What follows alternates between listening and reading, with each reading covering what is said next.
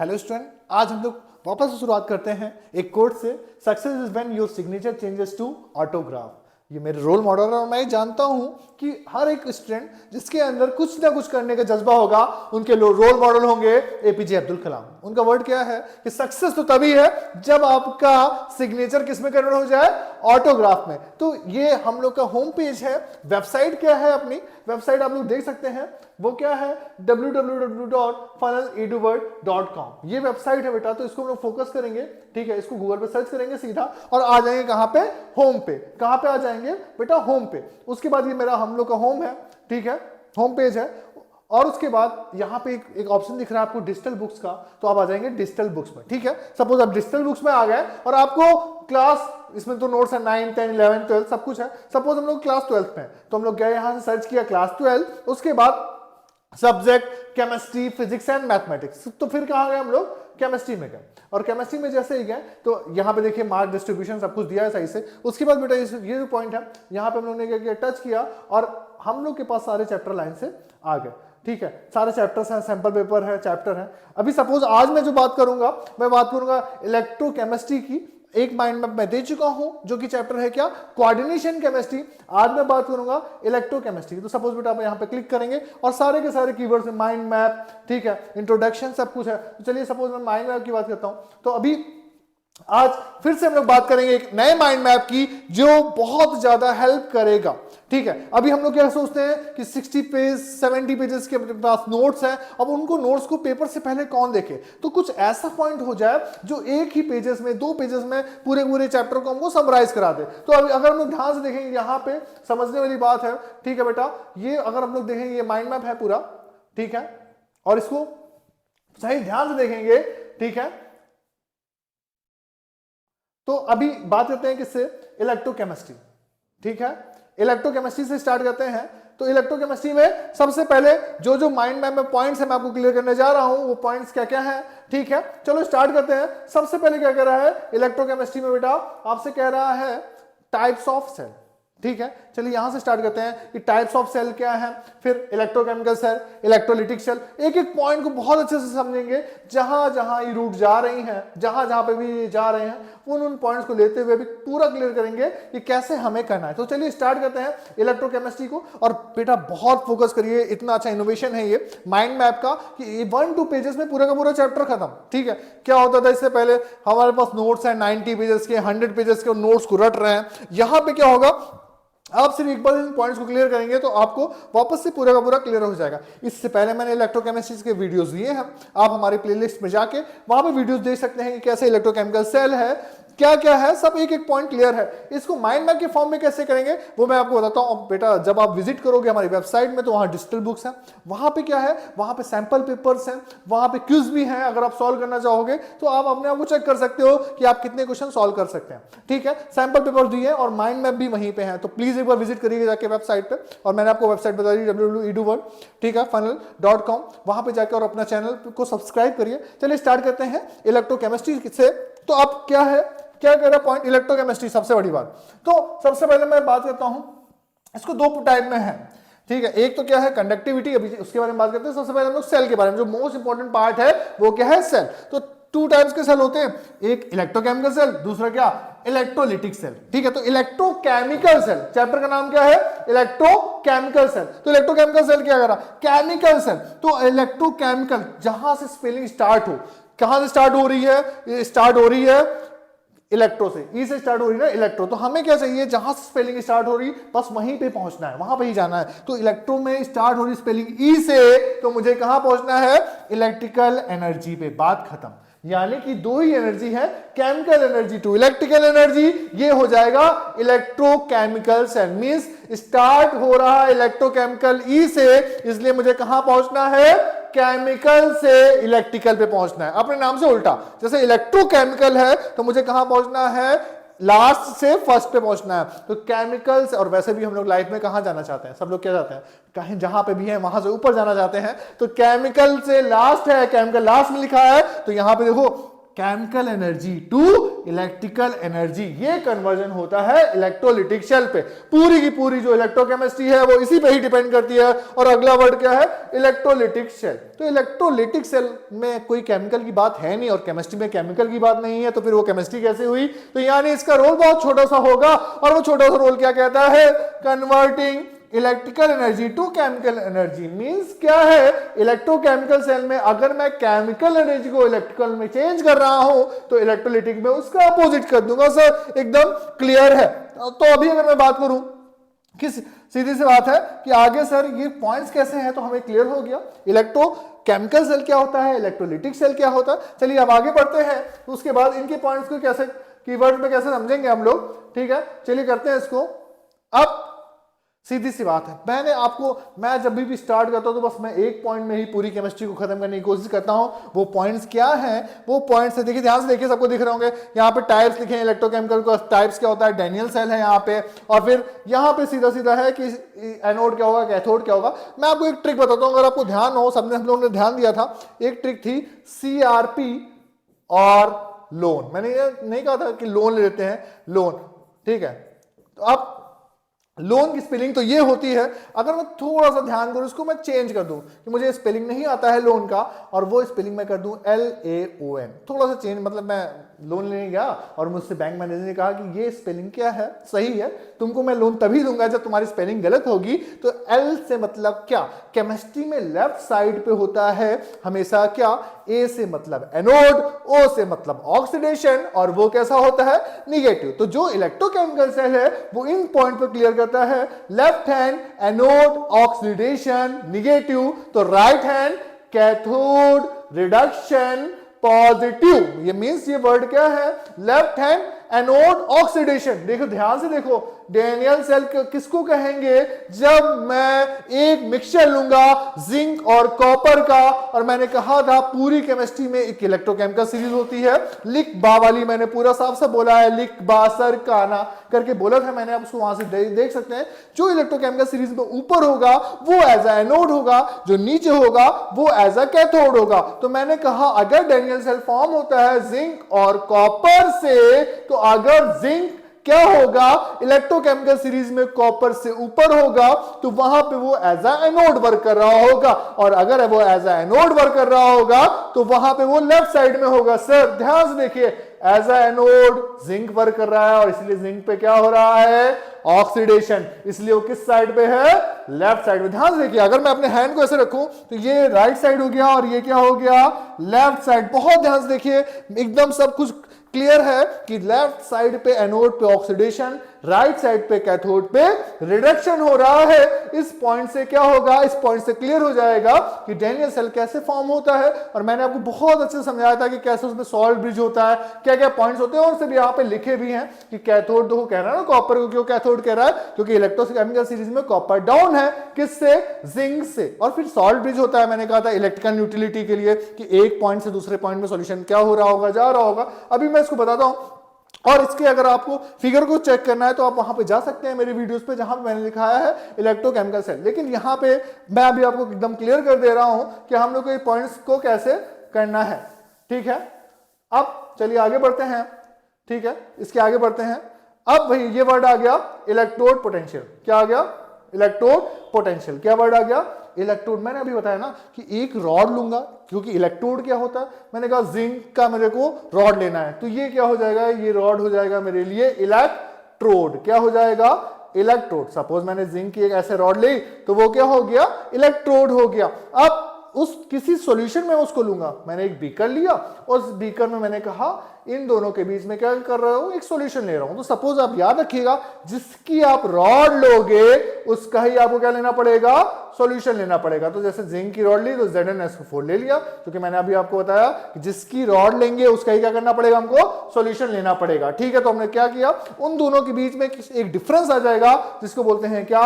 Electrode potential. क्या बोलते हैं उसको? Electrode potential. और अगर यही डिफरेंस 25 डिग्री सेंटीग्रेड 1 बार और 1 मोल पे आ गया, मतलब स्टैंडर्ड कंडीशन है, तो उसको बोलेंगे स्टैंडर्ड इलेक्ट्रोड पोटेंशियल। ऐसा नहीं, आपको तुमको क्लियर नहीं हो पा रहा होगा सर, थोड़ा और आसान भाषा में बोलो। तो मैं आसान भाषा में ये बोलना चाहता हूं कि सपोज दो लोगों ने एक कंपनी को स्टार्ट किया, ठीक है। अब क्या हुआ, एक ने बहुत मेहनत की, ठीक है, और दूसरे ने क्या की, थोड़ी सी कम मेहनत की। तो क्या हुआ, और जो प्रॉफिट होगा वो उसकी मेहनत के प्रोपोर्शनल है, मतलब जो जितनी ज्यादा मेहनत करेगा उसको उतना ज्यादा प्रॉफिट होगा। तो बेटा जिसने, जब दो लोगों ने 50-50% करके कंपनी स्टार्ट की, लेकिन प्रॉफिट में कंडीशन लगी कि जो ज्यादा मेहनत करेगा उसको प्रॉफिट ज्यादा होगा। तो फिर क्या हुआ, वहां पे कंडीशन में जिसने ज्यादा मेहनत कर ली तो उसका क्या हो गया, उसका रेशियो इंक्रीज कर गया, और जिसने कम की उसका रेशियो क्या कर गया, डिक्रीज कर गया। तो उन दोनों के बीच में क्या हो गया, बिहेवियर उन दोनों के चेंजेस आ गया, डिफरेंस आ गया,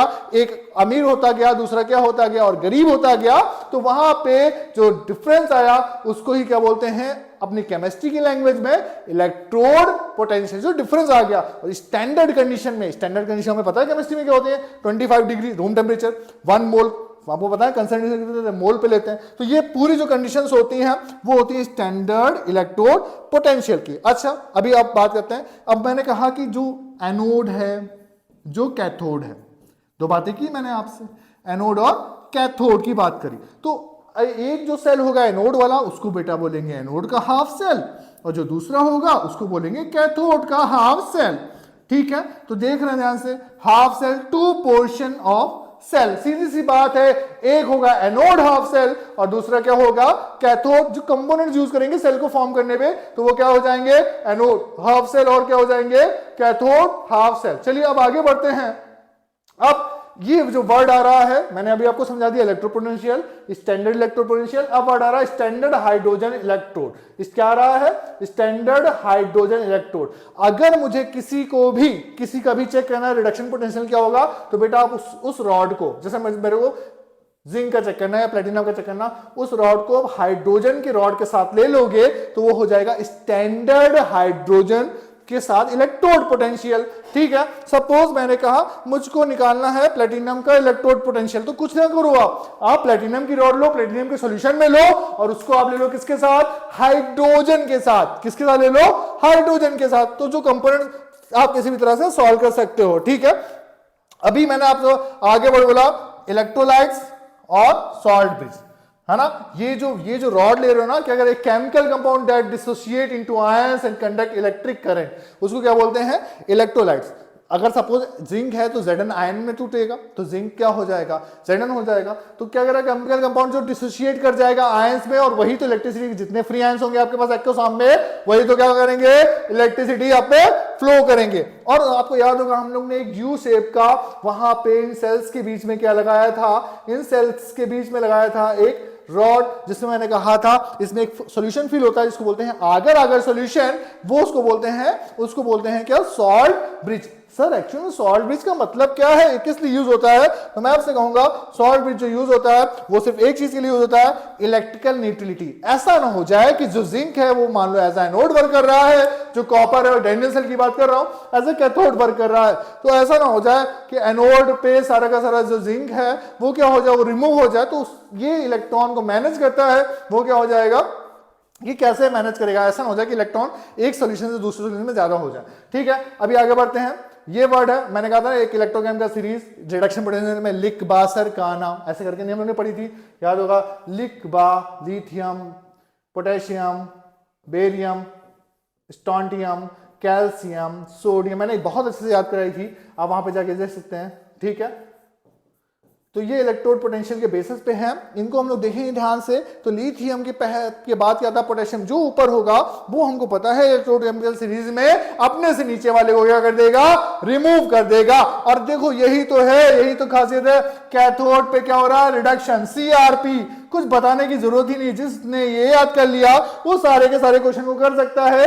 कैथोड रिडक्शन पॉजिटिव, ट्रिक कितना आसान था, मैंने कहा था कि ये मैथ्स की तरह है। अगर ध्यान दे कि सपोज एक वैल्यू दी है -3 और ये दी है -2, तो मैथ्स में बड़ा क्या होगा, -2 होगा, लेकिन हमारे लिए केमिस्ट्री में क्या बड़ा होगा, इस पे क्या हो, नंबर बड़ा लिखा हो, तो हमारे लिए नंबर बड़ा क्या लिखा है, -3 लिखा है। तो हमने क्या बोला, ये एज अ एनोड वर्क करेगा। सपोज एग्जांपल में हमें दिया है कि जिंक और कॉपर, तो ये तो मुझे इलेक्ट्रोकेमिकल सीरीज याद है, लिख बा सर का ना करके मुझे याद है, तो मैंने वहां से तो आंसर पुट कर दिया, सर ये तो आंसर ऐसा हो जाएगा, इलेक्ट्रोकेमिकल सीरीज में क्या होता है, जिंक कॉपर से ऊपर होता है सर, इसीलिए इसका आंसर क्या होगा सर, सर आज का आंसर हो जाएगा जिंक। लेकिन मैं कह रहा हूं सपोज ये नहीं दिया है जिंक है, कॉपर है, तब क्या करोगे? तब तुम मुझसे कहोगे सर तब मैं फोकस करूंगा उसकी वैल्यूज पे।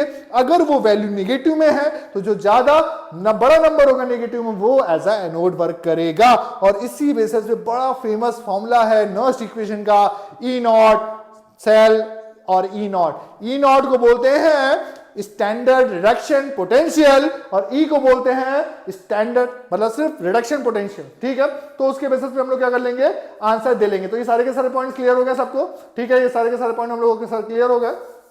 ठीक है, अब आगे बढ़ते हैं। ठीक है, और ऊपर भी बात कर लेते हैं। ये सारे पॉइंट मैंने क्लियर किए यहां से इलेक्ट्रोकेम के। अब ऊपर चलते हैं कंडक्टिविटी पे। तो कंडक्टिविटी क्या कह रही है? पहले तो कंडक्टिविटी सीधी सी बात है, हम लोगों ने पढ़ा है ना V equal to I R, Ohm's law. Ohm's law पर नहीं पढ़ा? V equal to I R. ठीक है, R equal to V upon I. ये जो रेशियो होगा ये रेजिस्टेंस के इक्वल होगा। तो अब इसी पॉइंट्स को हमने टाइप्स ऑफ सेल समझे। अभी थोड़ा सा कंडक्टिविटी किस तरह से इलेक्ट्रॉन क्या फ्लो करते हैं कह रहा, conductance of volume V of solution containing 1 mole of electrolytes between 2 electrodes. ठीक है, इस कॉल्ड, ये क्या हो जाएगा? Molar conductivity. तो बहुत आसान शब्दों में हम लोग ने इसको ऐसे याद किया था। मैं आपको एकदम याद करा दे रहा हूं, बहुत ध्यान से समझिए। ठीक है, कैसे इसको याद करेंगे? अगर बहुत ध्यान से देखेंगे हम लोग को ये याद हो जाएगा। ठीक है, चलिए याद करते हैं। तो अगर हम लोग ने बात करा कि कंडक्टिविटी क्या होती है, इसमें क्या वैल्यू है, ठीक है, तो उससे पहले हम लोग को इस माइंड मैप में नीचे आना पड़ेगा। ये थोड़ा सा देख लेते हैं कि कंडक्टिविटी क्या होती है। ठीक है, अभी जैसे इलेक्ट्रोलाइट्स वाला पार्ट हो गया, ये हो गया इलेक्ट्रोड, अभी सब बता दिया मैंने। ठीक है, तो अगर नीचे दिया होगा जैसे यहां पे ये वर्ड है रेजिस्टेंस। ठीक है, इसको देखेंगे ध्यान से, क्या वर्ड है? रेजिस्टेंस। यहां से ही कंडक्टेंस वाला पार्ट आता है। चलिए समझते हैं कैसे होगा। तो मैंने क्या बोला? ओम्स लॉ क्या होता है? V equal to I R, यानी जो रेजिस्टेंस होगा वो पोटेंशियल अपॉन क्या होगा? करंट होगा। और इसकी यूनिट क्या होती है? ओम। तो मैंने बोला कि रेजिस्टेंस का जो अपोजिट होगा वो होगा कंडक्टेंस, यानी वो होगा कैसे फॉर्मूला? अगर रेजिस्टेंस को R से रिप्रेजेंट करते हैं तो कंडक्टेंस को G से रिप्रेजेंट करेंगे, कहीं कहीं पे C से भी रिप्रेजेंट कर सकते हैं। वो बहुत बड़ा इश्यू नहीं है। ठीक है, समझ रहे ना? इशू नहीं बना रहा आपको कि सर ये तो कैसे आप जी कैसे लिख सकते हो सर, बुक्स में तो सी लिखा है। तो भाई तुम सी लिख लो, कोई नहीं। तो जब रेजिस्टेंस का क्या करते हैं हम लोग? इनवर्स फॉर्म लिखते हैं, तो वो कंडक्टेंस बन जाता है। यानी कि अगर जो यूनिट होगा रेजिस्टेंस का वो ओम होगा, तो इनवर्सली किसका यूनिट हो जाएगा? कंडक्टेंस का। तो वो हो जाएगा ओम इनवर्स। ठीक है, तो ये वैल्यूज ऊपर लिखी थी, इनको मैं नीचे इसलिए दिखाने लाया आपको। और एक और फॉर्मूला है जिसको बोलते हैं स्पेसिफिक रेजिस्टेंस। क्या बोलते हैं? स्पेसिफिक। जो भी वर्ड्स लिखे हैं, देखो यहाँ पे ये फॉर्मूला देख रहे हो ना, R equal to rho L by A, जिसको रेजिस्टिविटी भी बोलते हैं या स्पेसिफिक रेजिस्टेंस बोलते हैं। ठीक है, अभी ये सारे वर्ड्स ऊपर ध्यान देंगे, अभी ऊपर चलेंगे। तो मैंने क्या बोला?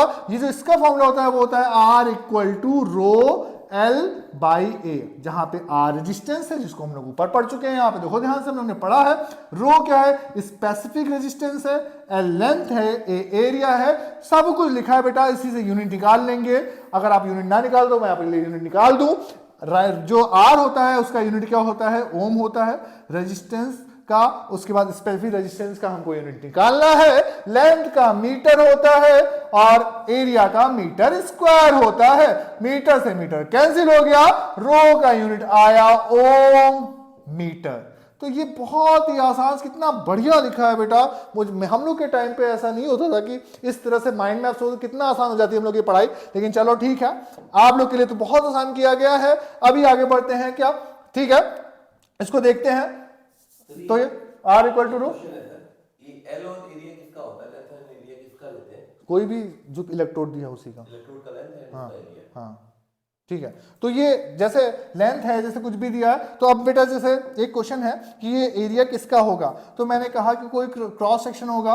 ठीक ठीक है, उस कोई सेल होगा, उसका क्रॉस सेक्शन होगा, उसका लेंथ होगा और उसका एरिया, ये हम लोग को पता है। यहां पे वैल्यू लेंथ की क्या होगी, मीटर, और एरिया किस में होगा, मीटर स्क्वायर में होगा। चलिए ठीक है, आगे बढ़ते हैं, अब इस बात को देखते हैं। ठीक है, इस पे न्यूमेरिकल आते हैं। इस वर्ड को मैं क्यों नीचे आया बेटा माइंड मैप में, क्योंकि वहां पे एक वर्ड दिया था मोलर कंडक्टिविटी। तो ठीक है सर, अभी आपने क्या बोला, एक वर्ड है, आप लोग ध्यान से देखिए इस वर्ड को। ठीक है, वो वर्ड क्या कह रहा है, ठीक है, अभी देखिए बहुत ध्यान से, कंडक्टेंस, यही तो वर्ड है। क्या था, मैं आपको बता चुका हूं कि क्या है ये, सी से यहां पे रिप्रेजेंट है, तो 1 अपॉन रेजिस्टेंस को ही क्या बोलते हैं, कंडक्टेंस। क्या बोलते हैं, कंडक्टेंस। तो अगर कंडक्टेंस बोलते हैं 1 अपॉन रेजिस्टेंस को, तो यानी जो आर का फॉर्मूला है वो सारा अपॉन कर दो। ठीक है सर, तो एक मैंने इसको कैसे याद किया, मैं आपको वैसे याद कराता हूं, विदाउट एनी हेजिटेशन कर लेंगे, कुछ मत याद करो, एक फॉर्मूला याद करो, R equal to rho L by A. मतलब कोई मैंने रॉड ली है, सपोज कोई इलेक्ट्रोड लिया, उसका लेंथ और उसका एरिया, तो इसको बोलते हैं स्पेसिफिक रेजिस्टेंस, ऐसे करके। तो मैंने कहा आर को लिखता हूं मैं 1 अपॉन सी, मतलब रेजिस्टेंस का उल्टा क्या होता है, कंडक्टेंस। ठीक है, स्पेसिफिक रेजिस्टेंस रो का, तो अगर स्पेसिफिक रेजिस्टेंस बोला है तो उसका उल्टा क्या हो जाएगा, कप्पा। इसको क्या बोलते हैं, कप्पा। बहुत अच्छे से मैंने बोला था उस टाइम पे। और एल बाई ए, तो कप्पा उधर चला जाएगा बेटा। ठीक है, यहां डिवाइड में, वहां मल्टीप्लाई में हो जाएगा, और यहां पे कंडक्टेंस डिवाइड में, वहां वो मल्टीप्लाई में हो जाएगा, तो एल बाई क्या हो जाएगा, ए। तो एक और रिलेशन आया किसका, कंडक्टेंस का। ठीक है, पहला रिलेशन कंडक्टेंस का क्या है, वो है C equal to 1 upon R, और उसी से रिलेशन आया स्पेसिफिक कंडक्टेंस का। किसका आया, अगर स्पेसिफिक रेजिस्टेंस का यूनिट होता है ओम मीटर, तो स्पेसिफिक कंडक्टेंस जो कि स्पेसिफिक रेजिस्टेंस का क्या होगा, इनवर्स होगा। देखिए ना, लिखा है ना, ये कह रहा है electrical resistance is a inverse of conductance. उसी तरह से जो कंडक्टेंस का कंसेप्ट है, वही कंडक्ट का जो कंसेप्ट आएगा वो स्पेसिफिक रेजिस्टेंस पे भी आता है, जिसको रो बोलते हैं बेटा, यहां लिखा है, और कंडक्टेंस को क्या बोलते हैं हम लोग, कप्पा। तो ये दोनों फॉर्मूले आ गए। ये इतने वर्ड पे मैं क्यों यहां पे आया बेटा, इसके आने का एक रीजन था, क्योंकि एक वर्ड क्या लिखा था मोलर कंडक्टेंस। क्या लिखा था, मोलर कंडक्टेंस। तो उस मोलर कंडक्टेंस पे आते हैं। ठीक है, उस मोलर कंडक्टेंस से आते हैं बेटा, ध्यान से देखो। ठीक है, उसी वर्ड के लिए मैं नीचे तक आया और वापस से जा रहा हूं, ये सब मैं आपको बता चुका हूं, एकदम क्लियर कर चुका हूं। ठीक है, अभी ये जो वर्ड लिखा था यहां पे मोलर कंडक्टिविटी, इस मोलर कंडक्टिविटी के लिए मैं नीचे गया, मैंने आपको सबको समझाया। तो कुछ नहीं होता है, इसके फॉर्मूले में कुछ नहीं है। आपको इस कप्पा को लाने के लिए अगर इसको आप 1000 से मल्टीप्लाई कर दोगे और मोलरिटी से डिवाइड कर दोगे, तो उसको बोलूंगा मैं मोलर कंडक्टिविटी। बात खत्म। क्या बोलूंगा इसको मैं, मोलर कंडक्टिविटी। कप्पा निकालना आता है, उसका फॉर्मूला क्या होता है, अभी हम लोगों ने सॉल्व किया, kappa equal to C L by A. और ये कहां से आया, R equal to rho L by A. Resistance का उल्टा होता है कंडक्टेंस, स्पेसिफिक रेजिस्टेंस का उल्टा होता है स्पेसिफिक कंडक्टेंस। इनका अपोजिट सॉल्व करके यहां पे वैल्यू निकाल ली, तो इसको क्या बोलते हैं, मोलर कंडक्टिविटी। सीधी सी बात है, ये कंडक्टिविटी इनके बीच में होगी 2 इलेक्ट्रोड्स विद एरिया। भाई इलेक्ट्रोड्स होंगे, उनमें कुछ एरिया होगा और उनकी कुछ लेंथ होगी या डिस्टेंस होगी। उसको मैंने क्या बोल दिया, वो मीटर में हो सकती है या सेंटीमीटर में हो सकती है, तो इसको बोलते हैं बेटा मोलर कंडक्टिविटी। तो अभी क्या हुआ, जब अगर मैं स्ट्रॉन्ग इलेक्ट्रोलाइट्स की बात करता हूं, ठीक है, मैं आपसे किसकी बात करता हूं, इलेक्ट्रोलाइट्स की बात करता हूं। सबसे पहले सर, ये इलेक्ट्रोलाइट्स क्या होता है, जो इलेक्ट्रिसिटी का फ्लो कराते हैं। इलेक्ट्रोकेमिस्ट्री में जो इलेक्ट्रिसिटी का फ्लो करते हैं उनको क्या बोलते हैं, इलेक्ट्रोलाइट्स। तो क्या हो रहा था कि कुछ इलेक्ट्रोलाइट्स, जैसे हम लोगों ने पढ़ा NaCl, Na प्लस में Cl स्ट्रॉन्ग पॉजिटिव है, स्ट्रॉन्ग निगेटिव है, तुरंत आयन में ब्रेक हो गया। तो उनको मैंने क्या बोला, स्ट्रॉन्ग इलेक्ट्रोलाइट। भाई सीधा सीधा क्या हो रहा है, आयंस में ये ब्रेक हो रहा है, खत्म। तो अगर एक कंसेप्ट आया, एक साइंटिस्ट थे, इनका नाम क्या था बेटा, इनका नाम था कोलरास। तो उन्होंने ये देखा कि स्ट्रॉन्ग इलेक्ट्रोलाइट्स तो आयंस में ब्रेक हो रहे हैं, मगर वीक, बेचारे वीक क्या करें, जो वीक इलेक्ट्रोलाइट्स हैं वो तो आयंस में ब्रेक नहीं हो पा रहे हैं, जैसे CH3COOH, ये वीक इलेक्ट्रोलाइट्स है, ये उतनी जल्दी आयन से ब्रेक। तो इनके लिए इन्होंने एक रूल निकाला, वो रूल क्या था, कोलरास लॉ। ठीक है, इन्होंने वीक इलेक्ट्रोलाइट्स को भी आयन में ब्रेक कर दिया और क्या बोला, limiting molar conductivity of an electrolytes can be represented as sum of individual contribution of anion and cation. उन्होंने बोला कि जो इनकी लिमिटिंग मोलर कंडक्टिविटी होगी आयंस की, वो उनके कैटायन और एनायन के सम के बराबर होगी। और इसको एकदम सीधा इन्होंने एकदम प्रूव कर दिया। और ये बहुत ज्यादा प्लस पॉइंट था। बेटा ये क्वेश्चंस कैसे आते हैं आपको मैंने याद किया होगा ना, कुछ वैल्यूज दी होती थी, NaCl की वैल्यू मैंने दे दी। जैसे सपोज मेरे को फाइंड करना है, ठीक है, इसका एक क्वेश्चन से आपको बता दे रहा हूं, बहुत एकदम ध्यान से रखिएगा। CH3COOH क्या है, एक वीक एसिड है। आपको पेपर में क्या दे देगा, पेपर में दे देगा इसकी वैल्यू CH3CONA की, ये दे दिया आपको वैल्यू दे दिया HCl की, आपको वैल्यू दे दिया NaCl की। और इतना हमको भी पता है कि क्या कर रहा है, इंडिविजुअल आयंस को ब्रेक कर दो, ठीक है। तो ये Na किस में टूट जाएगा, प्लस में टूट जाएगा, Cl किस में टूट जाएगा, माइनस में, H किस में टूट जाएगा, प्लस में, Cl किस में टूट जाएगा, माइनस में टूट जाएगा। तो इन सब की हेल्प से हमको ये बनाना है, तो मैं बना लूंगा। अगर मैं इस फर्स्ट और सेकंड को ऐड कर दूं, मतलब क्या, जितने भी पॉजिटिव निगेटिव वाले हैं सबको ऐड कर दूं और इससे माइनस कर दूं, तो Na से Na कैंसिल, Cl से Cl कैंसिल, जो एक्स्ट्रा पार्ट है उसको कैंसिल कर दो, जो बच जाए वो रिजल्ट के फॉर्म में बन सकता है। बेटा इस बार CBSE ने जो अभी आपने सेट पेपर देखा उसमें क्वेश्चन दिया है, इसको बहुत इंपॉर्टेंट है और चांसेस हैं कि इस पे न्यूमेरिकल इलेक्ट्रोकेमिस्ट्री से आ जाएगा। मैं फिर से कह रहा हूं, जो 3 कंसेप्ट हैं जिन पे आ सकता है क्वेश्चन, एक तो कोलरास लॉ पे आ सकता है, दूसरा नर्स इक्वेशन। बेटा उतना तो ज्यादा इंपॉर्टेंट है, बहुत ही ज्यादा इंपॉर्टेंट। नर्स इक्वेशन को हम लोग ने पूरा एक वीडियो किया है पूरा सही से, आप जाके उसको देख सकते हैं।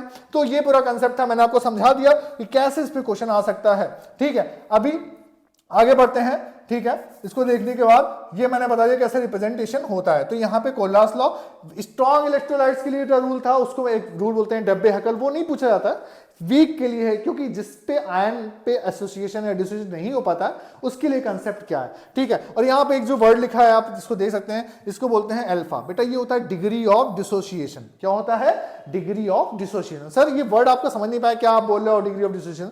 मैं ये कह रहा हूं, अगर मैं NaCl हूं तो मैं किस में ब्रेक होऊंगा, Na प्लस में और Cl माइनस में। तो मैं जितने आयंस में ब्रेक हुआ वो आयंस के जो नंबर्स होंगे वो मेरे क्या हो जाएंगे, वो मेरे डिग्री हो जाएंगे डिसोसिएट होने की। तो यहां पे कितनी डिग्री है मेरी, एक इसकी और एक इसकी, टोटल डिग्री कितनी हो गई, 2। कितनी हो गई, 2। तो इन्होंने कहा इसको सर, इसको आप लैंग्वेज फॉर्म में बोल रहे हो 2 हो जाएगी, इसको फॉर्मूले के फॉर्म में बोलो। तो उन्होंने कहा जो साइंटिस्ट हैं कोलरास, वो एक कंसेप्ट बताते हैं, वो ये कहते हैं कि अगर आपके पास किसी की मोलर कंडक्टिविटी दी है, जिसको मैंने सॉल्व करने का भी तरीका बताया आपको कि kappa into 1000 upon molar conductivity से मल्टीप्लाई डिवाइड कर देंगे तो वो क्या हो जाएगा, वो मोलर कंडक्टिविटी आ जाएगा, मतलब मोलरिटी से डिवाइड कर देंगे। कप्पा इंटू 1000 जिसके बारे में अभी बात कर रहा था, यहां पे आप लोगों ने ध्यान दिया था, देखिए कंडक्टेंस ऑफ वॉल्यूम, ये इसके बारे में बात की थी।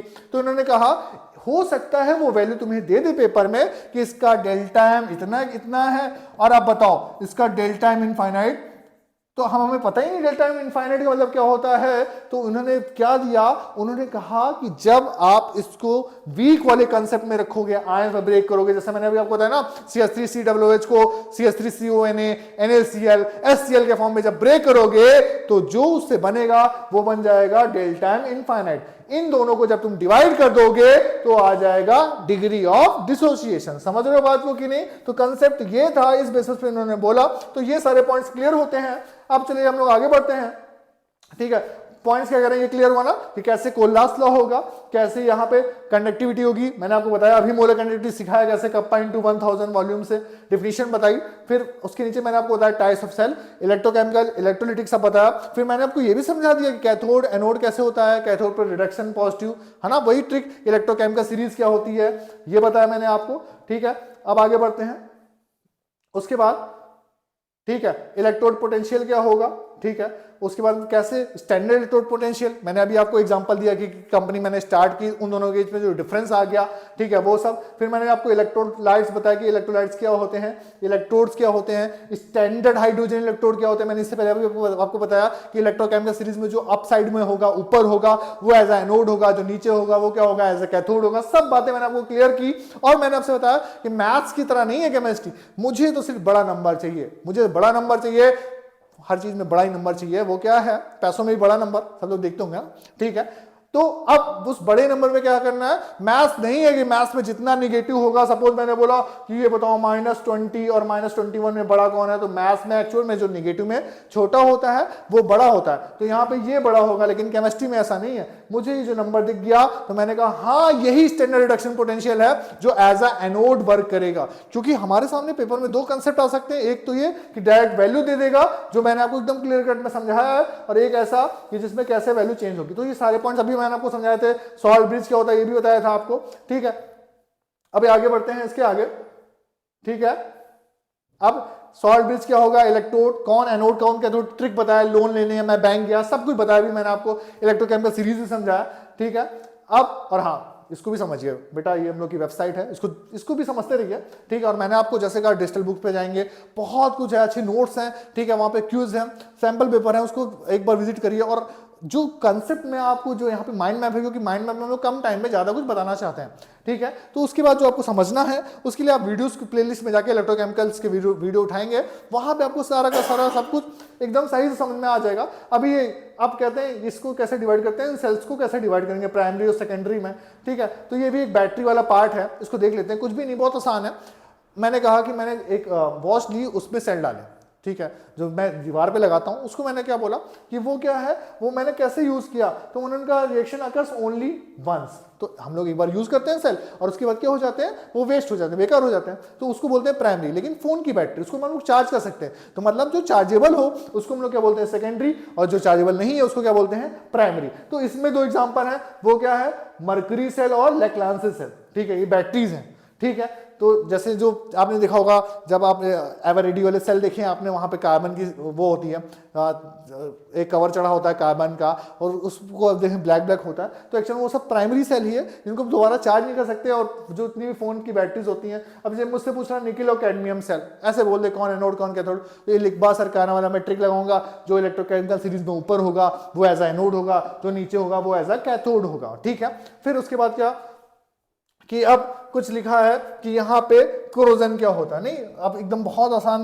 वाली भाषा में मैं आपसे यही बोलूंगा, कोरोजन का मीन सिर्फ ये होगा, ठीक है। अब ये बैटरियों को बताइए प्राइमरी सेकेंडरी कैसे होता है, फिर इसमें एक वर्ड आ जाएगा गिव्स फ्री एनर्जी। क्या वर्ड आ जाएगा, अभी इसको मैं समझाता हूँ कि गिव्स फ्री एनर्जी क्या है, ठीक है। उससे पहले मैं क्या करता हूँ, उससे पहले मैं आपको बताता हूँ एक्चुअल में यहाँ पे जो बैटरीज हैं और कितने टाइप्स की बैटरीज हो सकती हैं, ठीक है।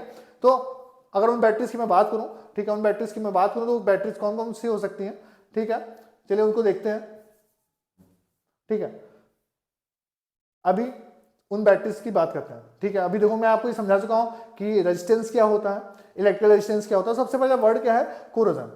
यहां पे एक वर्ड आया, electrochemical phenomena in which metal oxide of metal forms coating on metal surface. Suppose मैंने बोला एक आयरन की रॉड है और उसको मैंने क्या एयर में ऐसे रख दिया, ठीक है, उसमें एयर में क्या हुआ, तो वहां पे ऑक्सीडाइज हुई, तो जब ऑक्सीडाइज हुई बेटा तो उसमें कुछ ना कुछ रिएक्शन हुआ, तो उसको उस रिएक्शन को मैंने क्या बोला, उसको मैंने बोला कोरोजन।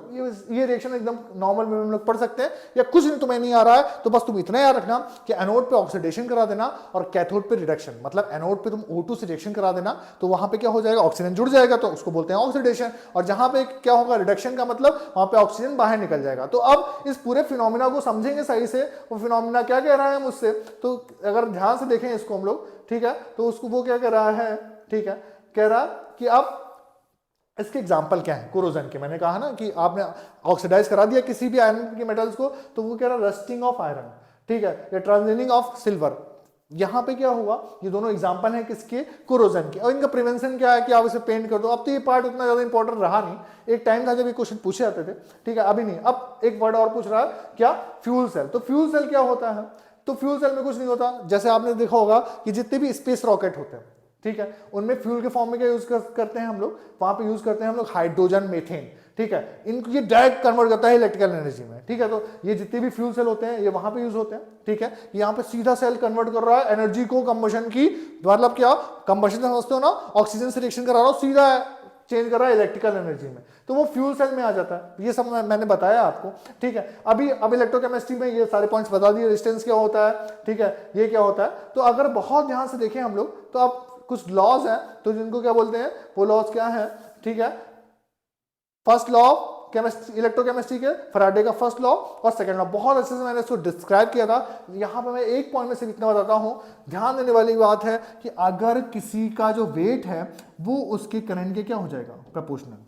ये होता है फर्स्ट लॉ ऑफ थर्मोडायनेमिक्स। क्या, अमाउंट ऑफ वेट ना भाई, amount of chemical reaction occurs in electrode is directly proportional to current. मैंने यही तो बताया, देखो करंट आई, तो जब प्रोपोर्शनलिटी हटाओगे तो एक कांस्टेंट टी आ जाएगा, W equal to I T. ये होता है फर्स्ट लॉ ऑफ थर्मोडायनेमिक्स। और सेकेंड लॉ में क्या होता है, यही जो वेट होगा वो प्रोपोर्शनल हो जाएगा उसके इक्विवेलेंट वेट के। बेटा इक्विवेलेंट वेट क्या होता है, जब मॉलिक्यूलर वेट, जैसे हम लोग नहीं किसी का भी मॉलिक्यूलर वेट निकालते हैं, जैसे मैंने को सपोज H2SO4 का निकालना है, तो मैंने क्या कहा, जितना एटॉमिक नंबर हो उसका 2 टाइम्स कर दो तो मॉलिक्यूलर वेट आ जाता है। कुछ एक्सेप्शन है, जैसे हाइड्रोजन एक्सेप्शन है, ठीक है। तो अगर मैं उनकी बात करूं, ठीक है, उन सब की बात करूं तो क्या होगा, ठीक है, वो उसको हम लोग सीधा सीधा फॉर्म में क्या कर लेंगे, कंफर्म कर लेंगे, कैसे कैसे क्या होगा, ठीक है। तो अभी आगे बढ़ते हैं, ठीक है।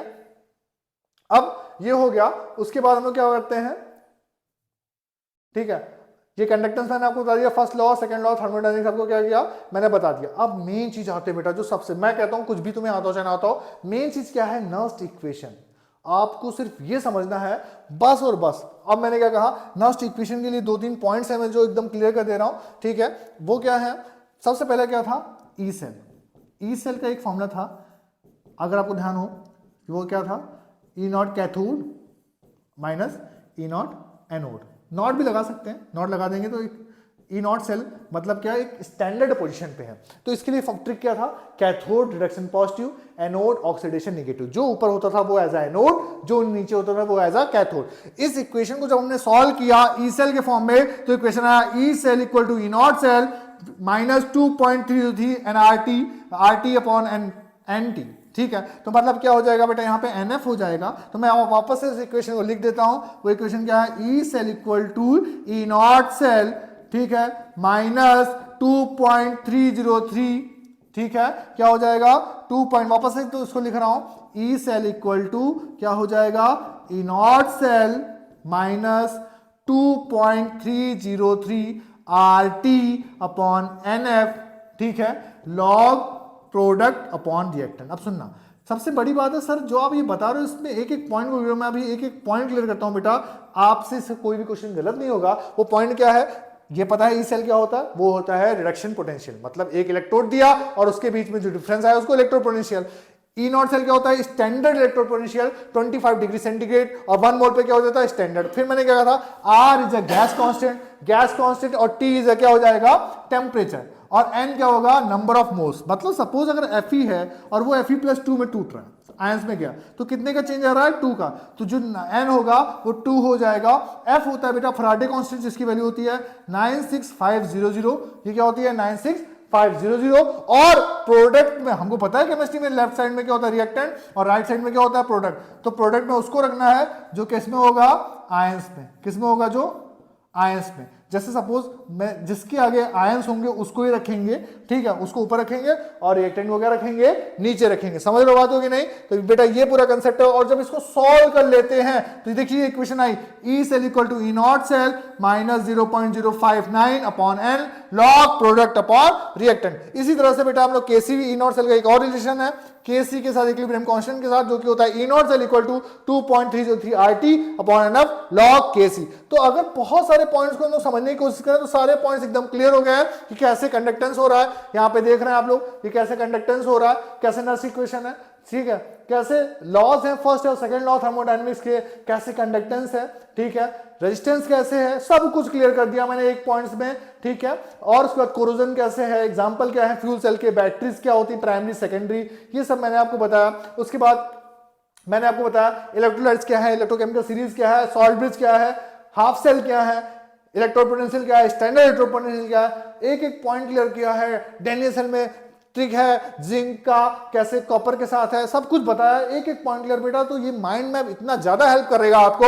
अगर मैं कह रहा हूं मैं चैलेंज दे रहा हूं किसी को जो 2-3 टाइम्स इसको सिर्फ पढ़ ले, रिवाइज कर ले और कुछ करना ही नहीं, उसको सारा का सारा चैप्टर क्लियर हो जाएगा। मैं यहाँ पे ये नहीं कह रहा हूं कि आप जाइए बुक से 90 पेजेस के नोट्स निकालिए फिर उसको पढ़िए, अब वो टाइम नहीं रहा। हम लोग को क्विक रिवीजन चाहिए और क्विक रिवीजन हो पाएगा किससे? माइंड मैप से। तो मैं आपसे ये कहना चाहूंगा कि जितनी बार हो सकता है इसको देखिए। आप वेबसाइट पे जाएंगे, वहां पे जो डिजिटल बुक्स हैं हर चैप्टर से माइंड मैप उनको पढ़िए अच्छे से, ठीक है। और इससे रिलेटेड जो भी आपकी क्वेरीज है आप मुझको कमेंट में बता सकते हैं, ठीक है। हम लोगों ने पूरे के पूरे पॉइंट्स को क्लियर किया है और क्लियर करने के बाद मैं लास्ट में आपसे यही कहूंगा कि बेटा अब आपको मेहनत करनी है। हम लोग सिर्फ क्या कर सकते हैं, हम लोग आपके लिए इतना एफर्ट कर सकते हैं, इस तरह से देख रहे हैं। मुझे तो लगता है ये सबसे अच्छा रिप्रेजेंटेशन का तरीका है किसी चैप्टर को 2 पेजेस में कर देना।